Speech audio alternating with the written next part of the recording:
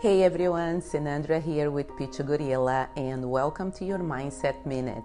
Today let's talk about how a growth mindset can supercharge your accountability and ultimately boost your organization's performance. Imagine a workplace where everyone is eager to learn, adapt, and own their role. That is the power of a growth mindset in action.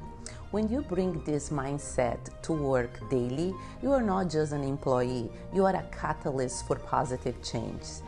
Accountability isn't just about doing your job, it's about owning your impact.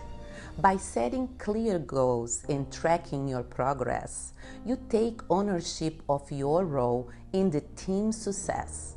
Remember, challenges are not roadblocks, they are opportunities to grow and learn.